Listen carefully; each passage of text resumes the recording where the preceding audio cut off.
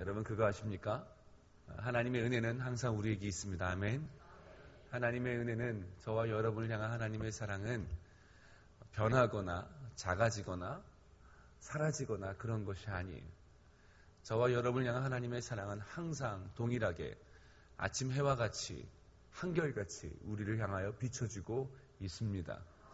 이런 얘기 들으면 아멘으로 하지만, 목사님 나의 삶은 그런 것 같지 않던데요.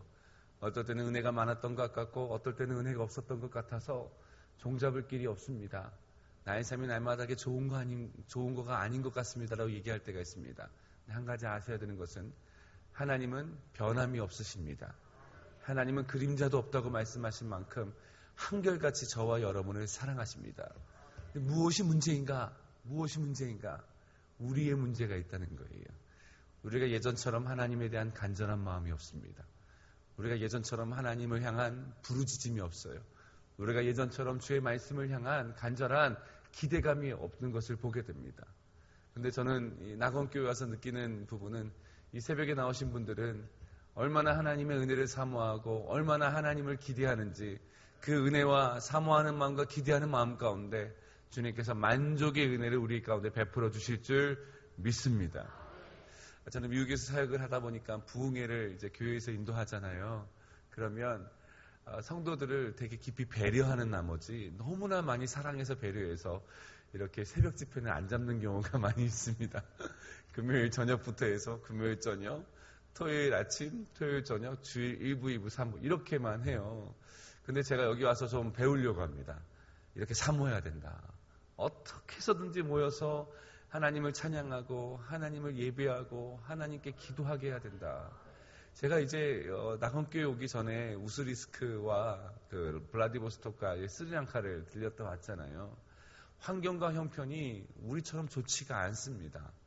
그리고 성도들이 있지만 성도들의 헌신을 가지고 교회가 운영될 수 있는 상황도 아니에요.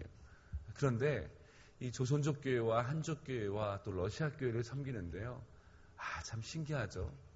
예배를 사모하는 만큼 그들의 삶이 다른 것을 보게 돼요. 조선족 예배 수가 제일 적고, 그 다음에 한족 교회고, 그 다음에 러시아 교회가 제일 많은데, 하나님께서 베풀어 주신 은혜와 역사를 보면 신기해요. 얼마나 하나님을 더 사랑하고 의지하냐에 따라서 하나님께서 그의 인생을 높여주시고 세워주시는 축복의 그 퀄리티가 다르더라고요. 예배를 시작하면 한 3시간입니다. 2시간, 4시간 차를 타고 그 집회에 와서 막 은혜 받겠다고 하는데, 딱 보면 알아요. 이거는 하나님의 전적인 은혜는 모두에게 주길 원하시지만, 그 예배의 은혜를 아멘, 주님 내게 주옵소서라고 간절히 사모하는 사람과, 예배를 드릴 때 그냥 그 은혜는 저 사람이나 받으라, 우리 항상 저 김 집사님, 저 최 집사님이 은혜 받지 나는 아닌 것 같아 하시는 분들은 정말요 그렇게 삽니다. 그래서 여러분들은 오늘 이 새벽에 나와서 다시 한번 생각을 열고 마음을 열고 기대하는 믿음의 그 은혜의 마음을 열어서, 하나님 오늘도 우리에게 이 아침에 풍성한 은혜를 주실 줄 믿습니다. 하나님의 은혜는 항상 누구에게나 동일하게 임하는데, 내가 사모하겠습니다. 내가 바라보겠습니다. 그런 마음으로 나아갈 수 있는 저와 여러분 되시기를 주님의 이름으로 축원합니다. 아멘. 여러분, 주님은 저와 여러분이 기쁨 가운데 살기를 원하십니다. 하나님은 저와 여러분이 행복하기를 원하십니다. 하나님은 저와 여러분의 삶에 일하기를 결정하셨습니다. 저와 여러분을 위해서 하나님은 하나님이 되시기로 결정하셨습니다. 여러분, 우리는 살다 보면 항상 내가 하나님께 무엇을 해야 된다, 그것에 우리 포커스를 맞출 때가 있어요. 우리가 하나님의 나라를 위해서, 하나님의 영광을 위해서, 하나님의 뜻을 위해서 우리는 살아가야 됩니다. 그렇지만 그것이 신앙생활의 다라고 생각하시면 안 돼요. 신앙생활은 누리는 것입니다. 신앙생활은 하나님의 그 사랑을 누리는 것입니다. 하나님이 왜 우리를 위해서 어떤 분으로 계십니까? 전능하신 여호와라, 치료의 하나님이라, 나는 너의 하나님이라, 살아계신 하나님이라 말씀하십니다. 그래서 우리를 위하여 하나님은 일하기로 결정하셨습니다. 하나님은 우리에게 행복한 것, 좋은 것, 아름다운 것, 귀하고 하나님의 은혜의 풍성함들을 주기로 하나님은 결정하셨다는 것입니다. 그래서 오늘 본문에 나오는 말씀에 이렇게 말하고 있잖아요. 이것은 너희를 향하신 나의 뜻이니라. 너희를 향하신, 너희를 위한 것이다. 항상 기뻐하라. 나는 너희가 항상 기뻐하기를 원한다. 너희가 주 안에 있음을 기뻐하기를 원한다. 자녀가 되었다는 것을 기뻐하기 원한다. 너희는 세상 사람들이 바라는 그 좋은 것, 세상 사람들이 원하는 그 잘되는 것의 기쁨이 아니라 내가 너에게 주기 원하는 그 은혜의 풍성함을 따라 그 은혜 안에 있음을 너는 기뻐하기를 원한다. 그래서 우리는요, 고난이 있어도 어려움이 있어도 그 고난과 어려움이 오히려 주 안에 거하게 된 거라면 우리는 그 고난을 기꺼이 기쁨으로 받아들일 수 있습니다. 어려움과 힘듦에 지금 나의 삶이 있다 할지라도 그것이 하나님의 은혜 가운데 더 거하게 하고 내가 입술을 열어 하나님을 기도하게 하고 내가 하나님을 부르짖게 하고 하나님을 의지하게 된다면 그 전에는 내가 내 중심된 내 힘으로 살아갔던 인생이었지만 이젠 주님의 은혜 안에 거하여 하나님의 은혜로 살아가는 인생이 되었다면 여러분 인생의 결과는 달라지기 시작하는 거예요. 우리가 첫날에 모세 이야기를 들었던 것처럼 하나님께서 모세에게 너는 나의 종이 되어 이스라엘 백성을 구원하라 말할 때 주여 보낼 만한 자를 보내셔서 내가 해봤습니다. 해봤지만 그들의 지도자가 되겠다고 그들을 구원해보겠다고 해봤지만 찾아온 건 배신이었고 찾아온 건 도망자의 인생이었고 찾아온 건 지난 40년 동안 내가 애굽에서 살아왔던 그 좋았던 것 다 빼앗기는 것이었습니다. 주님 말씀하시잖아요. 그래 안다. 그 전까지 네 힘으로 했잖아. 네 힘으로 하려다 보니까 안 된 거잖아. 이제는 그 고난을 통해서 내게 안에 거하게 됐으니까 내 힘으로 한번 해보지 않을래. 내 지팡이를 들고 한번 기적을 행해보지 않을래. 그래서 고난의 순간이 어려움이 내가 주님의 은혜 안에 거하게 된 것이라면 그것은 새로운 축복의 삶의 출발이 되는 줄 믿습니다. 사랑하는 성도 여러분, 하나님은 저와 여러분이 주님 안에서 기뻐하기를 원하십니다. 오늘 두 번째 시간으로 우리가 새벽에는 기쁨의 회복, 이 본문의 말씀을 가지고 기도의 회복, 또 감사 회복을 나누고 있는데요. 하나님이 저와 여러분이 바라시는 것이 있습니다. 그것은 뭐냐면 기도하기를 원하십니다. 저와 여러분이 기도의 사람이 되기를 원하십니다. 하나님의 마음은 여러분이 쉬지 않고 하나님을 향하여 부르짖는 기도하는 사람이 되기를 원하십니다.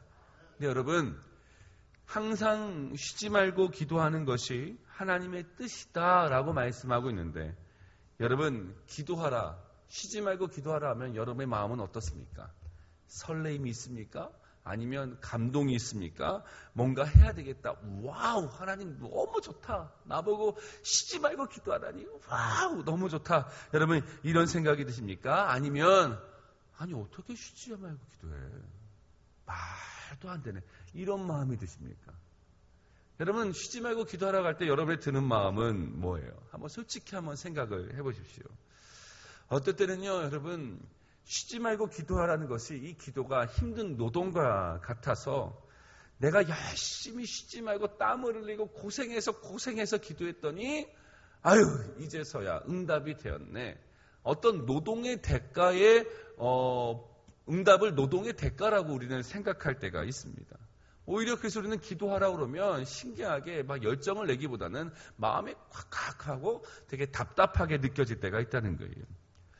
저희들이 이제 미국에서 그 교육자들과 16명의 교육자들과 1년에 한 2번 정도 수양회를 가요. 그 2박 3일 동안 이제 교육자 수양회를 가는데 가면 이제 수양회 보통 교육자 수양회 가면 가장 기본적으로 깔려야 되는 게 전략회의를 하고 말씀을 나누고 밤새 성도를 위해서 막 기도하고 간절히 하는 거, 이게 교육자 수양회잖아요. 근데 이제 수양회를 떠나기 전에 너무나 이렇게 많은 사역들이 있어서 지치면 어떤 수양회는 제가 이제 계획을 하면서 이번에 우리가 좀 쉬자, 좀 안식도 하고 또 좀 맛있는 것도 먹고 좋은 것도 보면서 이렇게 쉬자라고 합니다. 그럼 제가 카톡방에다가 다들 이렇게 가서 기도하고 막 밤새서 오는 줄 아는데 너무 그동안 사역이 힘들었으니까 카톡에다가 올립니다. 이번엔 우리가 가서 좀 맛있는 것도 먹고 쉬다가 잠도 푹 자고 또 기도하는 시간을 조금 줄이고 이렇게 하십시다라고 딱 올리면 교육자들이잖아요. 그러면 누구 한 명이라도 아니 목사님 우리가 수양에 가서 힘들고 어려운 성도들의 삶 우리가 수양에 갈 때 다 교회에서 성도들의 귀한 헌금으로 가는 건데 우리가 어찌 맛있는 거 먹고 쉬면서 우리가 수양에 보낼 수 있냐고 우리가 더 기도하고 성도들을 위해서 정말 간절하게 부르짖다가 금식하면서 하고 와야 되는 거 우리가 그래야 되는 건 아니겠습니까? 라고 카톡에 올리는 사람은 아무도 없어요. 뭐라고 올리냐면 예! 목사님 최고! 와 신나요! 이러고 올립니다. 왜 그럴까? 아니 하나님 앞에 기도해야 되는 사역자가 이번에 우리 수양회 동안 기도하지 말고 쉬다옵시다. 예! 화이팅! 최고! 목사님 너무 신나요! 기대가 돼! 이런 카톡 올릴 때마다 제가 마음이 뭔가 이렇게 씁쓸한 이게 맞나 싶은 마음이 들 때가 있습니다. 여러분 우리가 기도하는 것은 당연한지 알지만 이 기도가 되게 힘들게 느껴지는 이유는 이것을 내가 누군가를 위해서 하는 거라고 생각하기 때문이라는 거예요. 내가 하나님을 위해서 흘려야 되는 희생이라고 생각하는 거예요. 기도는 내가 하나님을 위해서 무엇인가 드려야 되는 내가 좋은 거를 포기해야 되는 거라고 생각하기 때문이라는 거예요. 아니에요. 기도는요. 저와 여러분을 향한 하나님의 뜻이에요. 저와 여러분을 위한 거예요. 우리를 위한 거예요. 남을 위한 거 아니에요. 하나님께서 우리에게 은혜 주시고 복 주시려고 너는 기도해야 된다라고 말하는 거예요. 여러분 기도는 아무나 할 수 있는 게 아닙니다. 기도는 누구나 할 수 있는 게 아니에요. 오직 하나님의 자녀만이 할 수 있는 하나님께서 하나님의 백성에게 주신 유일한 특권과 같은 것이 기도입니다. 주님 앞에 나오는 생명의 교제예요. 하나님의 은혜의 보물창고를 열 수 있는 그 열쇠와 같은 거예요. 하나님의 뜻이 임하는 현장이에요. 주의 평강이 내려지는 시간이에요. 외롭고 고독을 끝내고 하나님께서 나를 위로하시고 채워주시는 은혜가 부어지는 시간인 거예요. 나를 위한 시간이에요. 하나님의 이름을 부르짖지만 하나님의 뜻을 위하여 기도하지만 그 모든 것들이 나를 위한 거예요. 여러분 우리는 그렇게 얘기하죠. 하나님의 뜻이 이루어지기를 원하나이다. 그럼 하나님의 뜻이 뭘까요? 하나님의 뜻이 뭐예요? 우리 하나님의 뜻을 얘기하면 나와 상관이 없는 거라고 생각을 해요. 아니에요. 하나님의 뜻은 나와 상관이 있는 거예요. 내 영혼과 상관이 있는 거고 내 삶과 상관이 있는 거예요. 그래서 나는 기도하고 내가 뭔가 마치 기름처럼 태워지고 나는 사라지고 하나님만 남고 정말 하나님만 남을까요? 아니에요. 그 하나님의 존재 자체가 우리에게 영혼의 육신의 삶의 은혜가 되고 축복이 되는 거예요. 여러분 성경이 이렇게 말하잖아요. 우리가 질병이 고침받았어요. 내가 죄에서 자유케 되었어요. 문제가 해결받았어요. 그런데 그때마다 주님께서 뭐라고 말씀하셨는지 아세요? 하나님의 나라가 임하였느니라. 고침받은 건 나예요. 예수를 믿어 자유케 된 건 나예요. 예수를 믿어 구원받은 건 나예요. 그런데 이렇게 말합니다. 하나님의 뜻이 임하였느니라. 하나님의 나라가 임하였느니라. 보세요. 하나님의 나라가 임하는 것, 하나님의 뜻이 임하는 것, 그것은 다 나와 상관없는 게 아니에요. 그냥 나는 죽어지고 사라지고 나는 없어지는 게 아니에요. 하나님의 뜻이 임할 때마다, 하나님의 나라가 임할 때마다, 하나님의 역사가 임할 때마다, 주의 이름이 나타날 때마다 그 은혜의 수혜자가 누구냐면 바로 저와 여러분인 거예요. 그래서 여러분 우리 하나님의 나라를 위해서 주의 뜻을 위해서 기도한다고 할 때 내가 희생했다라고 말하지 마세요. 40일 작정 기도하고 특세하고 막 그런 거 할 때마다 내가 오늘 교회를 위해서 또 희생했잖아. 여러분 그래서 나는 보상받아야 돼. 그러지 마세요. 기도는요 저와 여러분을 향한 하나님의 뜻이에요. 여러분의 교회를 위해서 기도합니다. 하나님 우리 교회, 우리 목사님, 우리 성도님 누굴 막 기도해요. 근데 내가 남을 위해서 희생한 것 같아서 공로의식이 있어요. 목사님 제가 이래봬도 교회를 위해서 40일 작정 기도하고 있습니다. 그거 아셔야 됩니다. 내가 목사님을 위해서 하루에 10분씩 기도해요. 아니, 어떨 때는 20분씩 기도해요. 내가 목사님을 위해서 얼마나 많은 시간 기도하는지 아세요? 목사님 날마다 나한테 고마운지 아셔야 돼요. 그럴 필요가 없다는 거예요. 여러분, 여러분의 그 귀한 담임 목사님이 그 여러분의 기도를 통해서 하나님의 은혜의 풍성함을 누리면 그 은혜의 풍성함이 누구한테 가요? 여러분에게 흘러가는 거예요. 강단에서 쏟아 부어지는 거예요. 삶의 현장에서 여러분 나타나기 시작하는 거예요. 그러면 그 은혜의 최고의 수혜자가 누군지 아세요? 나예요, 나. 그렇다는 거예요, 여러분. 그래서 기도를 가지고 우리는 하나님만 핸들링 하려고요. 하나님 더 이상 기도하지 않을 거예요. 나 안 해요. 삐졌어요. 응답하시면 더 이상 안 할 거예요. 그냥 미련한 짓 하지 마세요. 누가 손해요? 여러분의 손해예요. 어렸을 때, 이 초등학교, 중학교 때 보면 부모님이 사달라고 하는 거 안 사주면, 과거에는 뭐 그런 여유도 없었지만 저 때는 좀 그런 게 있었어요. 말씀드렸는데도 안 된다 그러면 토라져가지고 농성을 뭘로 했냐면 안 먹는 걸로 했어요. 밥 안 먹는 걸로. 밥 안 먹는 걸로. 네. 그러면 속상할 거라고 생각했어요. 내가 밥을 안 먹으면 속상할 거다. 예, 부모의 마음은 속상하기도 해요. 그런데 어떨 때는 이제 끌려와서 아버지한테 너 혼나면서 이렇게 억지로 눈물 밥 먹을 때가 있잖아요. 그러면 그때도 저는 농성을 해요. 어떻게 했냐면 밥은 먹는데 뭘 안 먹어요? 반찬은 안 먹어요. 밥만 먹어요. 그러면 그때 부모님이 했던 말이 있어요. 야, 네 손해지 뭐. 내 손해냐? 배고픈 건 네가 배고프지. 내가 배고프냐? 이런 얘기 들었잖아요. 그때는 내가 배고프면 우리 아버지도 배고플 거고 우리 엄마도 배고플 거라고 생각을 했어요. 근데 우리 어머니 아버지 너무나 밥을 맛있게 드셨어요. 손해는 나예요. 우리가 신앙생활 그렇게 할 때가 있다는 거예요. 내가 기도 안 할 거예요. 다시는 기도 안 해봐요. 내가 다시는 하나님 부르짖나 봐요. 나 안 할 거예요 막 얘기해요.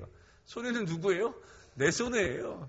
내가 기도 안 나오고 내가 부흥집회 안 나오고 내가 그리고 새벽 기도 안 나오고 내가 그러면 우리 목사님 속상해하겠지? 택도 없는 소리 마십시오. 손해는 여러분이 보는 겁니다. 속상은 하실 거예요. 안타까우실 거예요. 그러나 영적인 가장 큰 손해는 누가 받아요? 여러분이 받는 거예요. 근데 왜 안 하려고 하는 거예요? 우리를 향한 하나님의 뜻이라니까요. 우리에게 주시는 축복이라니까요. 여러분, 주님은 저와 여러분이 쉬지 말고 기도하기를 원하십니다. 그것은 은혜를 주기 원하시기 때문이라는 거예요. 여러분, 우리가 은혜를 받는 방편, 그러니까 은혜를 받는 방법이라고 말할 때 신학적으로 두 가지를 얘기합니다. 하나님께서 우리에게 은혜를 주시는 길이 있어요. 예수를 믿고 하나님의 자녀가 된 다음에 은혜를 주시는 길이 있는데 그것은 첫 번째는 말씀을 통해서 은혜를 받고 두 번째는 기도를 통해서 우리가 은혜를 받습니다. 이 기도를 통해서 은혜를 받는데 하나님께서 저와 여러분에게 간절히 바라시는 것은 하나님은 우리의 연약함과 우리의 모든 것을 이해하셔서 우리를 제일 잘 아시는 분께서 우리가 입을 열어 기도하기 시작하면 우리의 삶을 채워주시고 역사하시겠다고 하나님은 약속하셨습니다. 그래서 우리는 쉬지 말고 기도해야 되는데 그렇다면 왜 하나님은 기도하면 되지 왜 쉬지 말고 기도하라고 했을까? 이 쉬지 말고의 의미가 무엇일까? 우리는 그 의미를 안다면 우리는 기도의 삶이 더 놀랍고 너무나 달콤하고 이것이 축복이라는 것을 알 수 있습니다. 왜? 기도해라 이렇게 해도 본문은 크게 어려움이 없어요. 보세요. 기도하고 기도하라. 범사에 감사하라. 그냥 기도하라만 말해도 쉬지 말고라는 말만 빼도 어떨 때는 내 마음이 답답하지 않을 수 있고 내가 정하면 되니까요. 이 문장의 의미가 잘못 흘러가는 건 아니에요. 그런데 오늘 본문은 쉬지 말고 기도하라는 그 이유는요. 우리를 향한 하나님의 사랑과 배려예요. 왜냐면요. 저와 여러분은요. 주님의 은혜가 없이는 한 시간도 살 수 없는 사람이기 때문이라는 거예요. 쉬지 말고 기도하라는 의미는 뭐냐면 우리는 하나님의 은혜가 없이는 하나님의 도우심이 없이는 우리는 절대 한 초라도 1초라도 살 수 없는 자가 바로 저와 여러분이라는 거예요. 하나님의 도움이 없이는 하나님의 살펴주심이 없이는 우리가 은혜 가운데 서지 못하는 사람이 바로 저와 여러분이라는 거예요.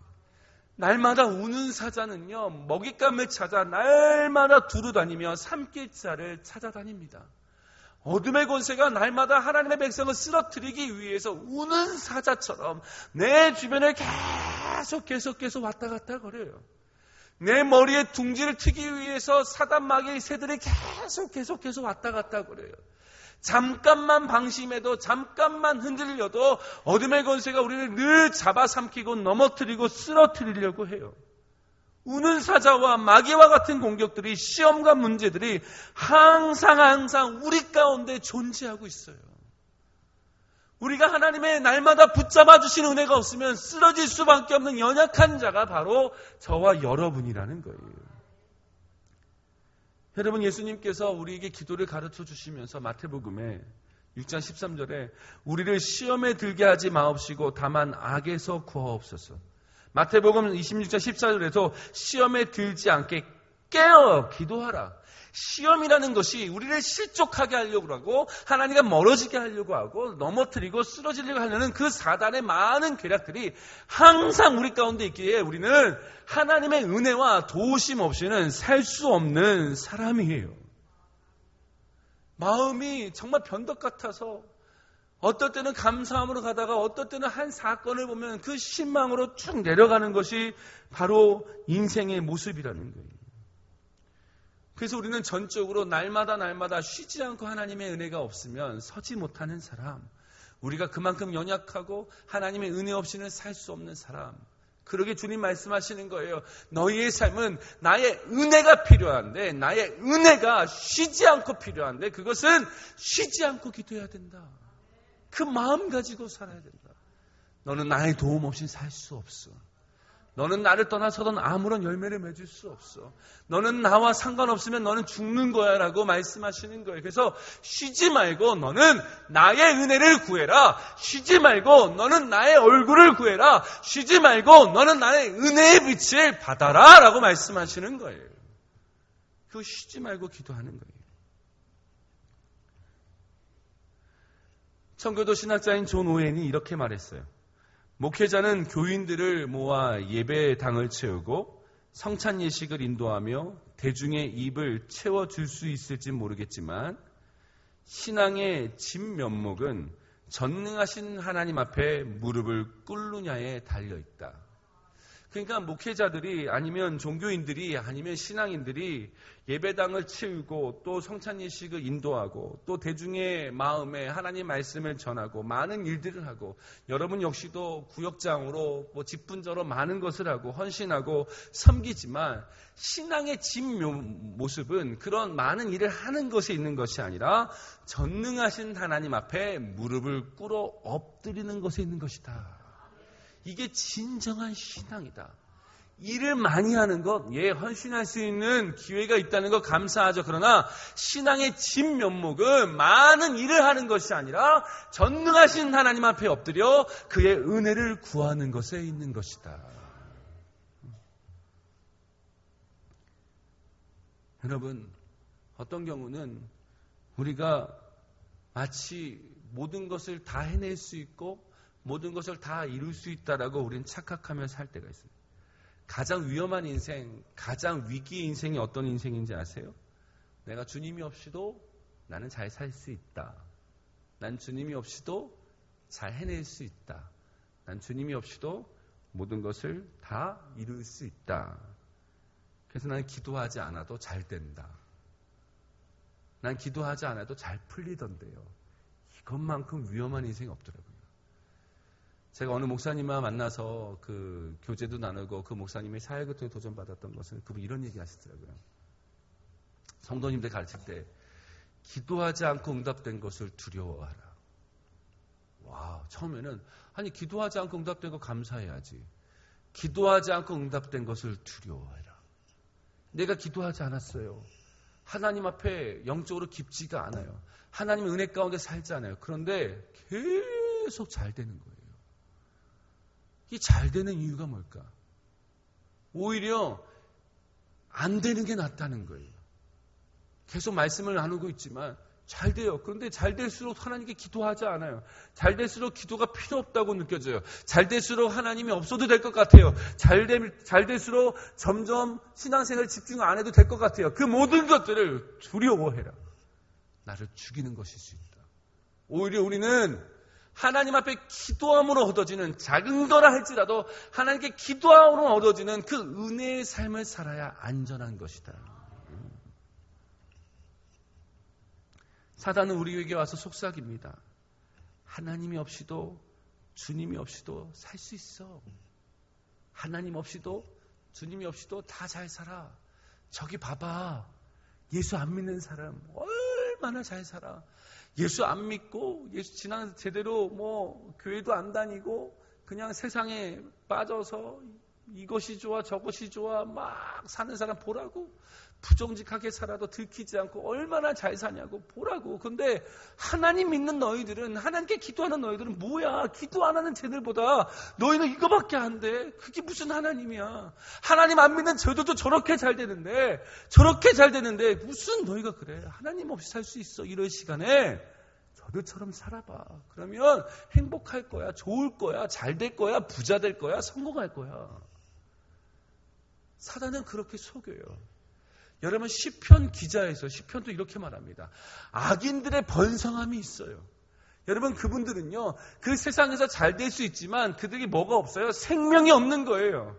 하나님의 거룩한 백성의 축복을 누리지 못한 거예요. 그것을 보고 우리 부러워한다는 그 자체가 문제인 거예요. 악인들의 번성함을 부러워하지 마라. 하나님 모르는 자들의 잘됨을 너희들이 부러워하지 말아라. 그들은 겨와 같은 인생이다. 언제 무너질지 모르는 인생이다. 언제 사라질지 모르는 인생이다. 그러나 의인들은 시절을 쫓아 과실을 맺는 하나님의 축복된 은혜의 삶을 살게 된다. 무너지지 않는다. 끝까지 간다. 이 말씀을 해주시는 거예요.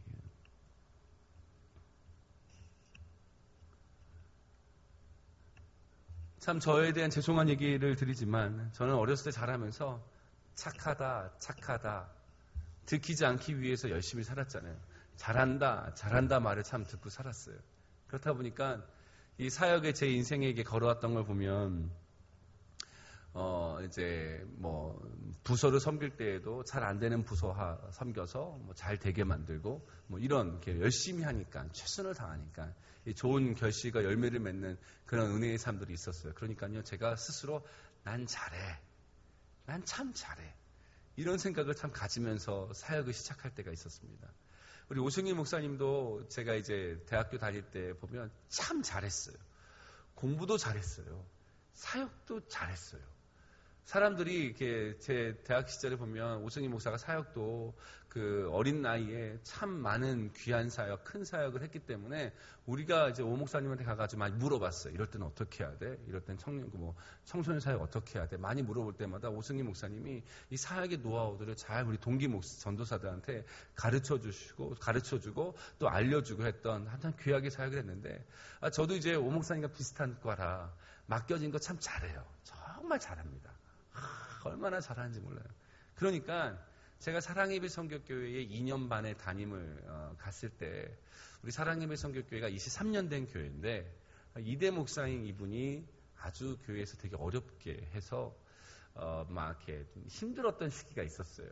그러니까 교육자에 대한 신뢰감도 떨어지고 그리고 본인이 이제 사표를 썼는데 사표 쓰고 나서 바로 옆에다 교회를 개척해서 성도를 막 이렇게 이런 일들이 있다 보니까 이 목회자에 대한 신뢰가 없는 거예요. 근데 제가 그 교회를 딱 갔잖아요. 갔는데 마음 안에 청빙을 다 받았을 때 하나님 은혜 가운데 된 거는 내가 알지만 마음에 자신감이 있는 거예요. 근데 딱 가자마자 우리 교회 성도님들이 저한테 이런 얘기 하더라고요. 목사님은 참 좋은 교회 오신 거예요. 우리가 얼마나 행복한 교회인지 몰라요. 우리 정말 행복했어요. 우리가 얼마나 좋은 교회인지 몰라요. 목사님, 우리 교회 오신 거 정말 고마운지 아셔야 돼요. 행복한지 아셔야 돼요. 이렇게 얘기하길래 제가 속으로 강요를 해.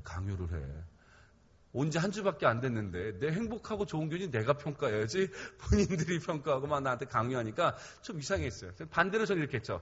여러분이 앞으로 행복할 거예요. 제가 얼마나 사역을 잘하는데요.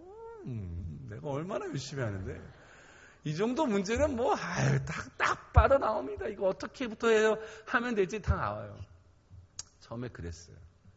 처음에 열심히 했어요. 그런데요, 시간이 흐르면 흐를수록요, 완전 저를 발가벗기시는 거예요.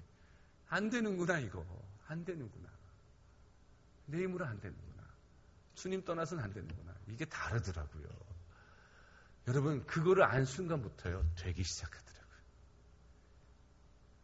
나를 내려놓고 하나님의 은혜를 붙들고 엎드린 그 순간부터 되더라고요. 그 전에 내가 열심히 할 때마다 오해가 만들어져요. 목사님이 교회를 저 남가주 사랑예배 있었잖아요. 그리고 미국 남가주 사랑예배 있었는데 그 교회는 사랑예배 성교교회예요. 그렇다 보니까 제가 무슨 사역을 할 때마다 이 23년 된 오래된 교회의 그 성도님들은 윤대원 목사가 우리 교회를 남가주 사랑의 교회를 만들려고 그러나? 이런 말도 듣고 난 그냥 열심히 했을 뿐인데 열심히 하려고 했던 것이 내 옷이잖아요. 내 옷. 그러니까 오해도 만들어지고 별의별 일들이 일어나기 말이 무성해지는 시작하는 거예요. 할 길이 없는 거예요. 찾아다니면서 뭐라고 하소연할 수도 없고 제가 왜 사랑예배 성교교회를 남가주 사랑의 교회로 만들었죠? 그런 사람 아닙니다. 저는 사랑예배 성교교회는 사랑예배 성교교회입니다. 그 이름이 너무나 저 힘들긴 해요. 사랑의 빛 선교교회. 보통 소망교회는 소망만 있으면 되고 믿음교회는 믿음만 있으면 되고 사랑교회는 사랑만 하면 되는데 이건 너무나 이름이 힘든 거예요. 사랑도 있어야 되고 빛도 있어야 되고 선교도 있어야 되고 되게 힘든 건 사실이에요.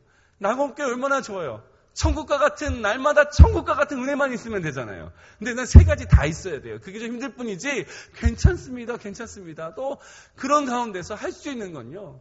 기도하는 것밖에 없는 거예요. 기도하는 것밖에. 근데 그러면서요. 되더라고요. 하나씩 오해가 풀리고 그 다음에 말하지 않아도 마음이 통하고 그러면서 쭉쭉 오게 되더라고요. 그냥 이제서야 알게 되는 건 뭐냐면 하나님 나는 주님이 없이는 못합니다. 주님이 도와주시면 안 됩니다. 주님이 함께하지 않으면 불가능합니다. 나에게 그런 은혜가 필요합니다. 쉬지 말고 기도해야 되는 그런 모습이 없이는 안 됩니다. 이 고백을 하게 되는 거예요. 왜냐하면요. 내가 하려고 할 때마다 내가 할 수 있다라고 할 때마다 내가 가능하다고 할 때마다 하염없이 눈물을 흘릴 수밖에 없는 무너짐을 우리는 경험하게 된다는 거예요. 여러분, 하나님의 우리의 기도 가운데 나타나심의 은혜는요. 우리를 보호하시고 우리를 지키시고 우리를 책임져 주시는 은혜입니다. 내가 막 하고 나의 힘으로 나의 성공했던 그 모든 것들은 한순간에 그것을 믿고 살아가는 사람은 언젠가 무너질 수밖에 없는 모래에 지어진 집과 같아요. 성경에 보면요. 참 재미난 이야기가 하나 나옵니다. 뭐가 나오냐면 제자들이 말씀을 의지하여 그물을 내렸던 사건들 여러분 아실 거예요. 베드로를 부르셨던 사건이 2번 있었습니다. 그물을 처음에 제자로 부를 때 밤이 새도록 그물을 내렸지만 아무것도 얻은 게 없어서 예수님께서 깊은 곳에 나가 그물을 내려라 할 때 그물을 내렸더니 물고기가 가득 잡히고 성경이 뭐라고 말하고 있냐면 그물이 찢어질 만큼 찢어졌다라고 말하면서 그 그물을 내려놓고 버려두고 예수님을 따랐던 첫 번째 부름의 사건이 있어요. 두 번째는 언제냐면 예수님께서 십자가에 못 박혀 돌아가시고 나서 그가 다시 디베라 바닷가에서 어부의 생활을 할 때에 부활하신 예수님께서 다시 나타나 그에게 다시 그물을 내리라. 빈 그물을 내리고 있는 그 베드로에게 다시 너희가 오른편에 그물을 내리라고 해서 물고기를 가득 잡았던 사건이 나오는데요. 요한복음 21장 11절의 말씀을 제가 좀 읽어볼게요. 보세요. 이렇게 말합니다. 시몬 베드로가 올라가서 그물을 육지에 끌어올리니 가득히 찬 큰 물고기가 153마리라 이같이 많으나 그물이 찢어지지 아니하였더라. 말씀에 의지하여 그물을 내렸는데 이때는 물고기가 너무나 큰 물고기가 153마리, 153, 153마리. 우리가 쓰고 있는 모나민 153 볼펜의 시작이 여기잖아요. 153마리. 많고 풍성하게 응답하시고 은혜 주셨다. 그런데요. 이 요한은 이 요한복음 21장 11절을 기록하면서 이렇게 말합니다. 뭐라고 말하냐면 우리가 유심히 봐야 되는 것은 가득 참 큰 물고기가 153마리라. 그러나 이같이 많으면 어땠냐면 항상 그물이 찢어졌다는 거예요. 이같이 많으면 그물이 찢어져서 그 잡은 물고기를 들어 올리지 못했던 게 어부들의 생활이었어요. 누가복음 5장 6절에 이렇게 말합니다. 예수님의 제자를 처음 불렀던 사건에서 고기를 잡은 것이 심히 많아 그물이 찢어졌더라. 찢어지는지라. 당시 2000년 전에 그물은 물고기가 많이 잡히면 그물이 찢어졌어요. 그래서 잡아도 찢어진 그물 때문에 물고기를 잃어서 만선의 기쁨을 누리고 싶어도 항상 잃어버리는 소실들이 있었다는 거예요. 그런데 예수님께서 다시 찾아오셔서 베드로를 부르시고 다시 믿음의 길을 걷게 할 때 하나님의 어떤 은혜가 있었냐면 물고기가 153마리라 그러나 그 그물이 찢어지지 않아 153마리라는 물고기를 다 거두어 드렸더라라고 말하고 있는 거예요. 여러분, 하나님의 백성의 인생 가운데는요, 이 찢어지지 않는 은혜가 필요한 거예요. 여러분, 사업하다가, 여러분, 가정을 이끌다가, 내 인생에 학업을 하다가, 공부를 하다가, 우리의 인생에 찢어지는 그물들이 얼마나 많은지 몰라요. 열심히 했어요. 땀을 흘렸어요. 수고했어요. 그런데 너무나 많은 찢어지는 일들이 있어요. 사업을 하는데 물건이 들어왔는데 그 물건이 하자에 있는 물건이 들어와요. 그것도 그물이 찢어지는 거예요. 내가 인생을 살아가는데 하나님의 믿음을 갈아가는데 어떨 때는 질병이 찾아와요. 그것도 그물이 찢어질 때가 있는 거예요. 열심히 수고했는데 어떤 갑작스러운 안 좋은 일이 생겨가지고 그물이 찢어져서 내가 수고한 만큼 열심히 한 만큼 걷어들지 못할 때가 있다는 거예요. 찢어지는 일들이 얼마나 많은지 몰라요.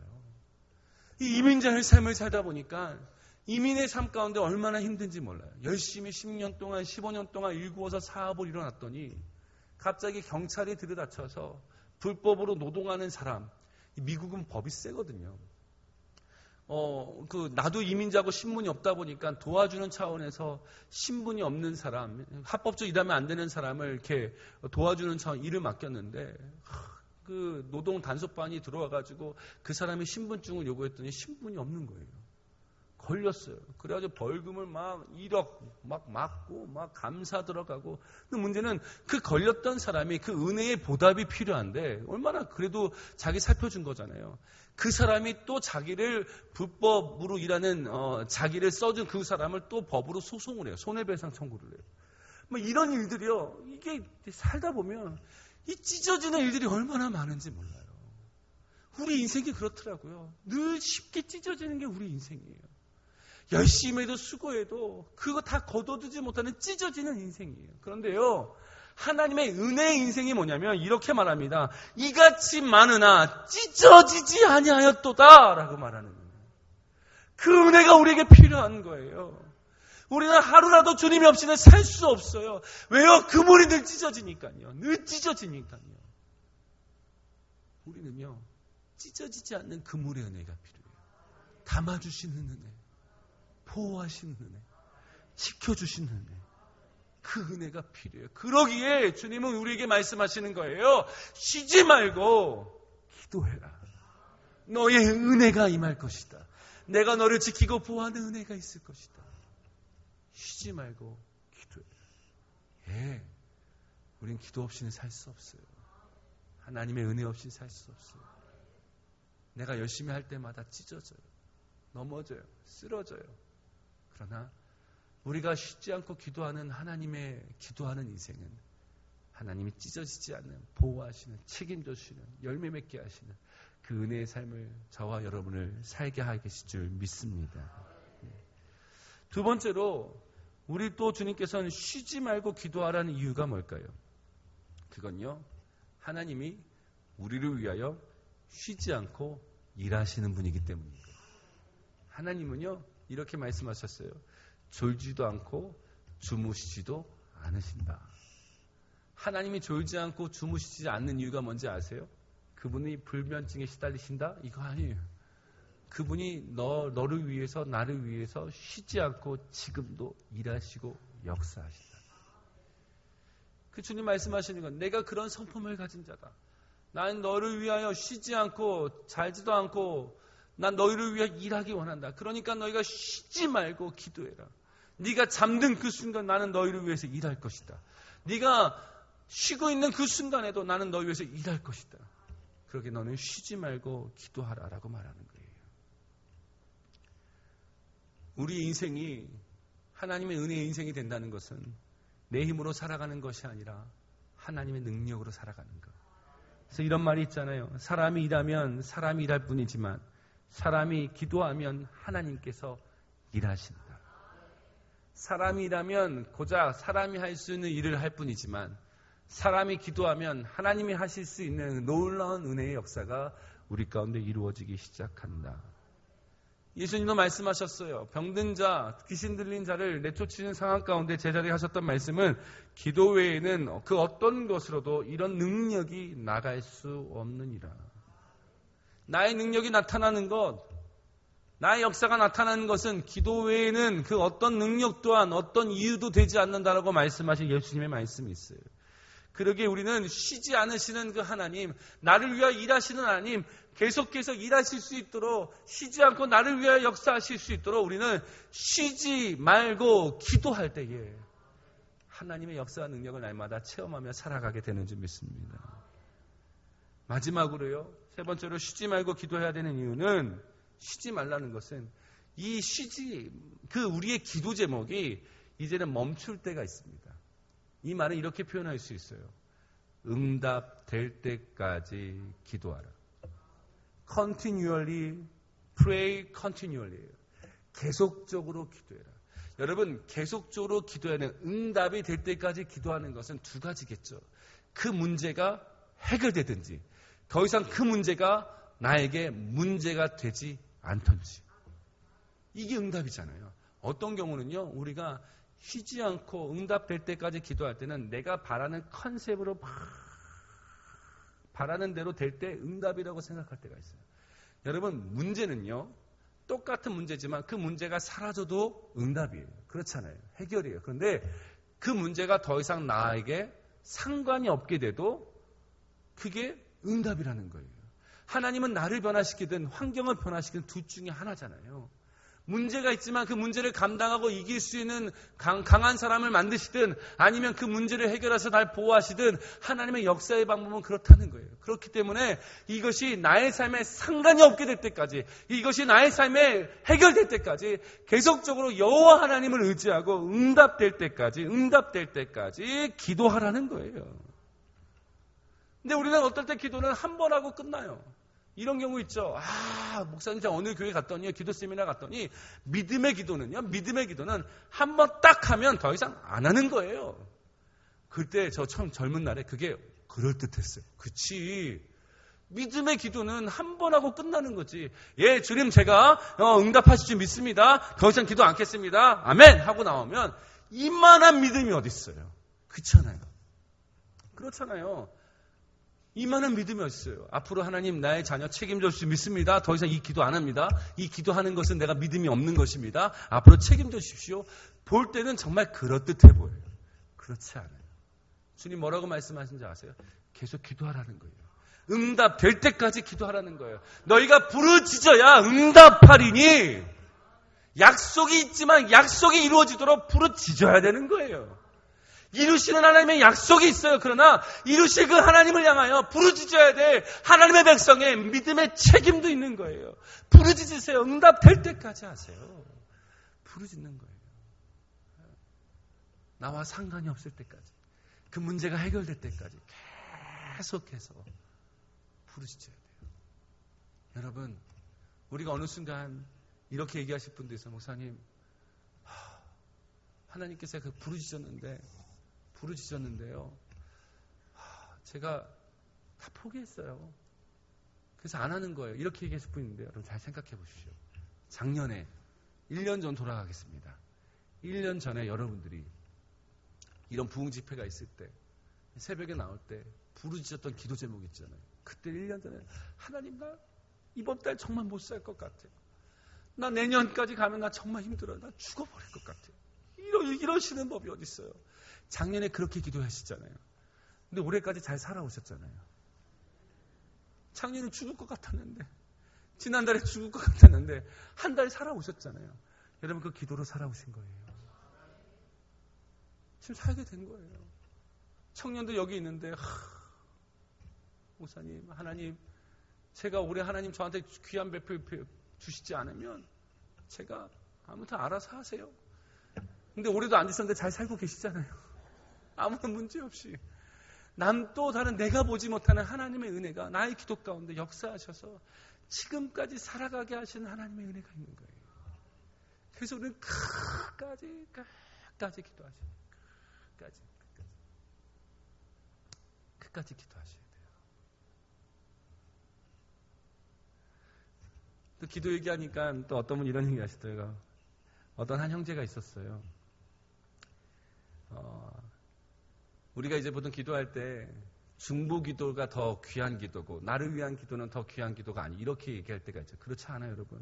중보 기도도 참 귀한 기도고 나를 위해서 기도하는 기도 또한 참 하나님께서 귀하게 들어주시는 기도예요. 근데 어떤 한 형제가 결혼을 너무나 하고 싶은데 배우자가 안 나타나는 거예요. 그래서 간절히 기도했는데 나이가 40이 가까운데도 불구하고 응답이 되지 않으니까 목사님께 상담을 했어요. 목사님, 제가 이렇게 기도하는데 왜 나한테 이렇게 좋은 배우자를 주시지 않는지 모르겠다고. 왜 안 주는지 모르겠다 싶어가지고 상담했더니 목사님 하신 말씀이 너 그 기도가 너무 너 개인을 위한 정욕적인 기도가 같다. 앞으로 너가 중보기도 인생을 살면 하나님께서 너의 인생을 책임져 준 축복이 있을 것이다. 누군가를 위해서 기도하고 살아라. 그 얘기를 들었던 형제가 그 다음날부터 기도가 바뀌었어요. 그리고 나서 한 달 만에 배우자를 만나 결혼하게 됐는데 어떻게 바뀌었냐면 그가 이렇게 기도했습니다. 전에는 하나님 나에게 좋은 배우자감을 달라고 기도했는데 그 다음 목사님과 상담하고 나 그 기도가 이렇게 바뀌었어요. 하나님 아버지, 우리 어머니에게 좋은 며느리를 주세요.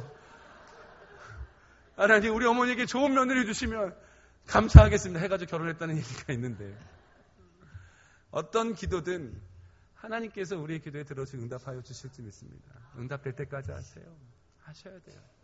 기도는 노동이 아니에요. 나를 향한 하나님의 사랑이에요. 내게 은혜가 부어지는 하나님의 축복의 통로예요. 근데 왜 안 하십니까? 하셔야죠. 믿음으로 구하셔야 돼요. 여러분, 똑같은 상황에서도요, 똑같은 문제에서도 기도하는 사람과 기도하지 않는 사람의 결과가 너무나 다르더라고요. 제가 2003년도에 우즈베키스탄에 단기 선교를 청년들과 함께 떠난 적이 있었어요. 근데 우즈베키스탄을 가게 된 이유는 2003년도에 중국에 불었던 그 사스라는 그 아주 유행한 독감이 있어서 그 중국의 그 사스 독감 때문에 중국 선교팀이었는데 중국에 들어갔다가 한 명이라도 그 독감에 걸리면 미국에서 들어오지 못하도록 차단했던 그 시간이 있었을 때가 있었어요. 그렇다 보니까 중국 팀을 접고 이제 우즈베키스탄으로 갑자기 변경을 하면서 문제가 하나 생겼는데 16명이 떠나게 되는데 우즈베키스탄이 비자가 신청해야 되는데 나라를 급하게 바꾸다 보니까 비자를 신청해야 되는 그 넉넉한 기간을 부족한 상태에서 저희들이 우즈베키스탄으로 이제 지원하고 옮겨서 이제 준비하게 됐어요. 그런데 그 선교사님의 편지를 받고 비자를 신청해야 되는데 선교사님께 오는 편지도 좀 늦었고 그 편지를 받고 신청하는 그 시간도 떠나기 전에 너무 임박하다 보니까 저희가 10일을 앞두고 가기 10일을 앞두고 티켓은 다 사놨는데 10일을 앞두고 저희들이 특세 때 16명의 팀원들이 간절히 기도하기 시작했습니다. 근데 저는 팀장이고 교육자다 보니까 백업, 그러니까 이 일이 안 됐을 때 다른 걸 준비해야 되잖아요. 그러니까 다른 16명의 팀원들은 정말 하나님께서 비자를 주실 줄 믿고 정말 간절하게 새벽에 나와서 막 기도하는데 나는 팀장이다 보니까 그 다음을 생각하는 거예요. 비자가 안 오면 이걸 어떻게 할까? 그래서 16명의 팀을 2-3명씩 나눠서 한 사람은 아마존 팀으로, 한 사람은 파라과이 팀으로, 한 사람은 터키 팀으로 나눌 생각을 하고 있었어요. 그리고 누가 어울릴까? 그리고 어느 순간 되면 가서 너 이 팀 가라고 내가 이제 격려하고 도전해야지 이런 생각을 하고 있었어요. 그런데요, 그러면서도 인도할 때는 어떻게 하는지 아세요? 하나님께서 우리에게 비자를 주실 줄 믿습니다. 우리 간절히 비자 주실 하나님 앞에 간절한 마음으로 사모하는 마음 믿음으로 기도하십시다 하면서 기도 끝나고 나면 전 그 다음에 우리 이 형제와 이 형제는 여기 보내고 이렇게 보내야 되겠다. 이 생각을 하고 있는 거예요. 왜냐하면 그것도 시간 놓치면 또 못 보내잖아요. 뒤에 피켓도 캔슬해야 되니까. 근데 그 자매들은 기도하고 나서 형제들은 목사님, 점사님 이번에 기도하는데 하나님께서 응답 주실 것 같아요. 그렇죠. 하나님 맞아요. 들어주십니다. 아멘. 아멘으로 받으면 역사하는 거예요. 그러면서도 불구하고 저는 이 자매는 어디로 보낼까 계속 생각하고 있었어요. 그런데 우리가 이제 그 비행기를 미리 이름은 걸어놨지만 컨펌해야 될 때가 이제 2-3일 안에 컨펌하고 떠나야 돼요. 캔슬이 안 되는 그때가 있는데 금요일 날 새벽에 이제 떠나기 한 3, 4일 앞두고 나서 정말 새벽에 딱 기도하고 이제 본당 밖을 나가 로비에 있는데 어떤 자매가 전화를 받은 거예요. 그러니까 연락이 온 거예요, 선교사님한테. 봤더니 막 울면서 우리 받았대요. 우리 받았대요 하는 거예요. 그러니까 10명이 넘는 형제들 좋아가지고 막 허그하고 와, 막 할렐루야, 하나님 감사합니다, 감사합니다 하는데 하면서 갑자기 전화 받던 한 자매의 표정이 어두워지기 시작하면서 그때 제가 전도사였거든요. 그런데 전도사님 건 안 나왔대요.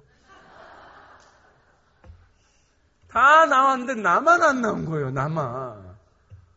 제가 여러분 그때 그 형제 자매들은 어떻게 해요 전사님 하냐. 저는 뭐예요? 전 메시지가 있는 거예요. 그래 나만 안 나올 만해. 나만 안 나올 만해.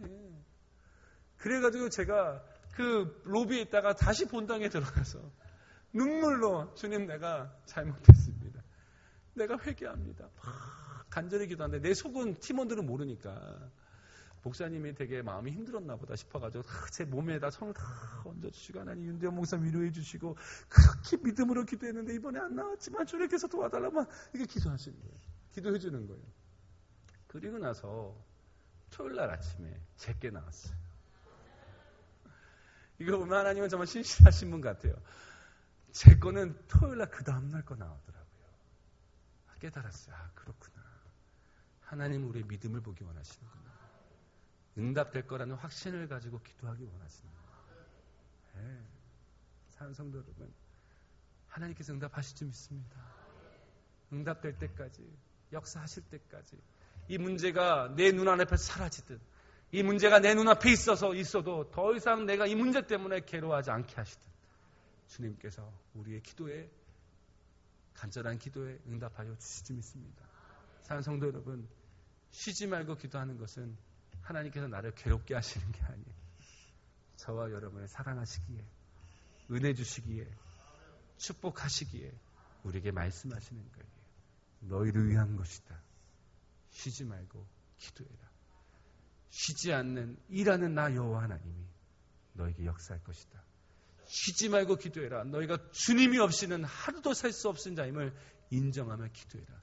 내가 너를 지켜줄 것이다.